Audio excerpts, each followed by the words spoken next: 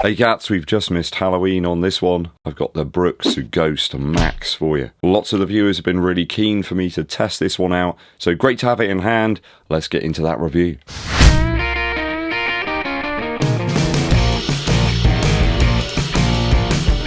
We've got top level cushion here from Brooks this time round in the Brooks Ghost Max. This is a shoe that Brooks have sent over to me for review. They're not paying me to make this video though, nor will they be vetting my views before my valued viewers get to see them. Brooks suggests that we've got about 39mm of heel stack here. In my size, I've got a lot more. I measure about 44mm in the heel and about 38mm in the forefoot. I think my calculations must be correct because that gives us a 6mm drop, which is exactly what we've got on Brooks' website. For the sample size, I think we got 283 grams, but for my UK 11 or US 12, we've got about 343 grams or 12.1 ounces.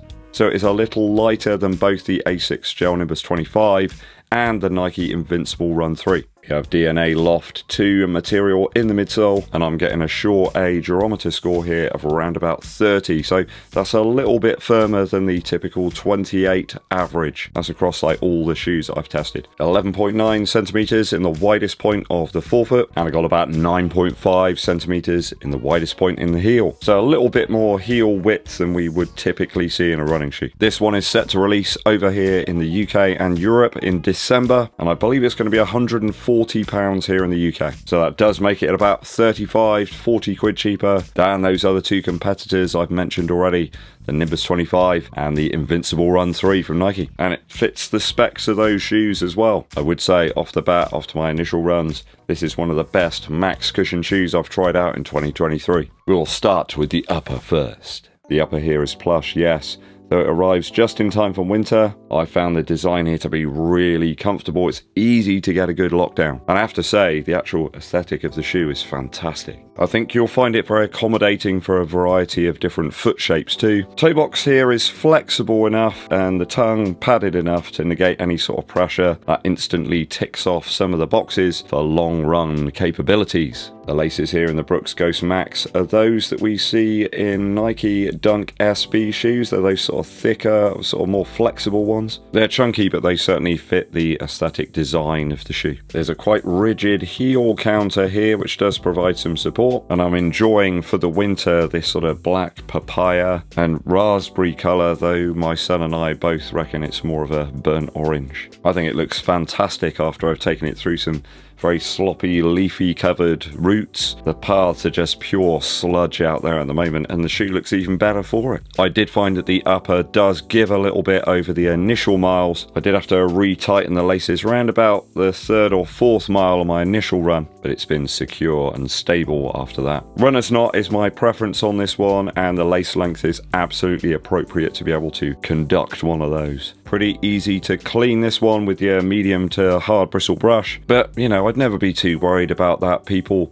A running shoe is a tool. It's there to protect your feet, really. Just remember, it's never going to be the same again once you take it out of the box. I found the upper materials aren't overtly generous here, and I dig the lacing system and these kind of silicone pieces that they've added in as the final eye stays. They provide some durability and some strength there. I also like the profile of the shoe around the ankle area. It just seems to stay out the way. It provides me with some good flexibility and range of motion. I really like the upper plushness this time round. There's quite a bit of padding back here in the heel. I've had absolutely no heel slip and no discomfort whatsoever after my initial miles. So I think in terms of the amount of plushness, the functionality, and the weight actually is spot on this time around. For the upper on the Ghost Max, I'm going to give it a 2.9 out of 3 after my initial runs. We're moving on to the midsole. Midsole now. So we have DNA Loft 2 material here in the midsole. It's presented though in a much higher stack, as you have seen. I think there's a very slightly softer formula that's been used here in the Ghost Max over the Ghost 15, and I feel it's one of the best impact protectors out there right now if that's what you need in your current training schedule, and if you want some stability there as well underfoot rather than just total squash. If you're picking this one up hoping it's going to be like an Invincible Run or something, Well, that's not what you're going to get. There's a more controlled squash here, but it's still very forgiving underfoot. Doesn't at all feel bulky either. Brooks have got the balance between the midsole weight and that upper weight just right. This is one of the more pleasant surprises of 2023 so far. You do have some slight sidewalls here on the lateral medial sides around specific areas of the foot, but there's nothing like super obtrusive there. That DNA Loft 2 material is absorbent, certainly, and it just smoothly pushes you forward. And it's sort of steady pace, that's where the shoe really sings for me. There is a bit of a rocker-like transition there, but it's not overly rigid. I find that with some shoes that have that rocker-type motion, that they're just too sort of solid. They're like fighting against me. Don't really feel that in this shoe. It's not too rigid or clunky. It's just one of the more natural-feeling max cushion shoes out there. And it actually belies its price point somewhat, to be honest. £140 for this shoe, I think it's good value. I think Brooks have got some real bangers out there in terms of the midsole right now.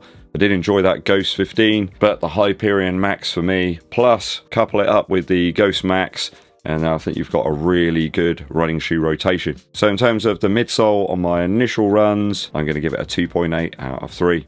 Outsole now. The rubber here was easily a match for the soggy paths recently. There's been loads of rain, lots of standing water on my local routes. Got like mulched up leaves and stuff out there, and the Brooks Ghost Max just waded through them, no problem. There's some assured grip and grab here. The rubber compound's quite sticky underfoot. Really felt sure-footed, and that's always a good indicator of versatility throughout the year, so no real problems there. The rubber areas are heavily segmented here again. That helps with the flexibility underfoot, and they appear to almost amplify that smooth transition that I was feeling in the midsole. There's very few places to pick up debris here as well. You're not going to get too many stirways.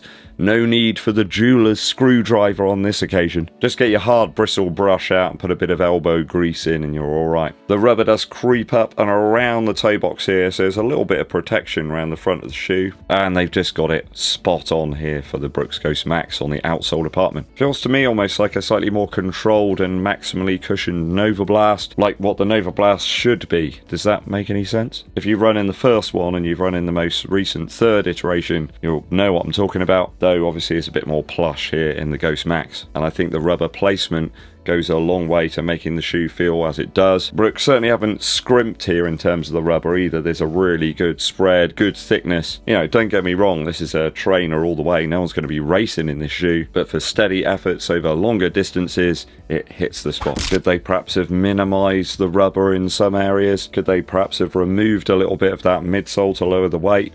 Maybe. I'm going to give this one a 2.8 out of 3 for the outsole. We got to talk value now. Brooks are getting the pricing of their shoes just right, if you ask me. We're in a world where shoe prices are just rising all the time, even for like daily models. This one coming in at £140 I think is spot on. Well done, Brooks. I think they've looked at what works cushion wise and just tried to keep it really simple. They've got a new fan in the DNA Loft 2 material here with me. This works really well in this implementation here in the Ghost Max. You know, lots of people loving the Ghost 15. That shoe sells loads in the UK. We've just got more of that midsole here, and for the intended purpose, it's spot on. This also gives you the ticket though to the long run, sort of longer distance sessions, and you could use it as a recovery tool as well. It's got enough impact protection there for the knees, and it's 35 to 40 quid cheaper than a lot of the other competitors' models right now. Maybe aside from Puma. A little bit lighter too and more stable than the Invincible Run 3. A lot of people have found that's quite a poor version of the Invincible Run, but they just can't get on with it in terms of instability. You'll have no problems of that sort in the Ghost Max. Consistent underfoot, and one I can heartily recommend here. Build quality out the box is very good. If you're perhaps looking for a shoe for the long range marathon training with a nice slab of foam, good depth to the rubber here, and something that you can use in multiple different weather conditions, you need some protection for the joints, and let's face it, none of us are getting any younger. I think this is going to be one of the best value shoes in the coming year. I'm going to give this a 2.9 out of 3 for value after my initial runs. One of the best shoe surprises of 2023 so far, the Brooks Ghost Max. If I've totaled the scores up correctly, it gives us 11.4 out of 12.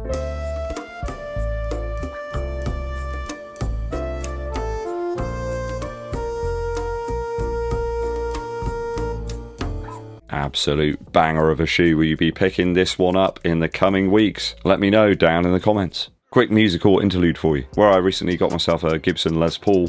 Bizarrely, like playing guitar for 25 years and I've never had one, but I'm loving it. Been listening to a lot of Les Paul's original material with Mary Ford. How High the Moon, a fantastic track, and one that uses sort of very early multi-tracking here. I believe he was sort of recording stuff to one tape recorder, then playing additional stuff back over the top of that original recording. Some of the guitar playing is absolutely fantastic. The use of slapback delay there as well, tape echo, and the use of the multi-tracking across the vocals as well. Just a perfect pairing between him and Mary Ford. It's like a virtuoso guitar player, and a lot of the techniques that Les Paul was using are still used now in modern guitar playing as well. An interesting guy where you've got the guitar chops, but you've also got the technical chops to understand how to get the best out of the technology at the time. I do remember seeing Les Paul prototype guitars where he's got like a gooseneck microphone stand built in as well, so you could have like two signals coming out of his guitar, one for his guitar and one for his vocals. If you've never heard any Les Paul material, go and check it out. How High the Moon is one of the best out there to sort of get into his sound. You've probably seen I've not been out an awful lot running recently. I've got really bad cough, really bad chest and throat, so just trying to recover a little bit, and I'll soon be back out there. Thanks for tuning in, hope you enjoyed the review. Hit that subscribe button and give this video a thumbs up like. My name's EDDBUD, and I'll be seeing you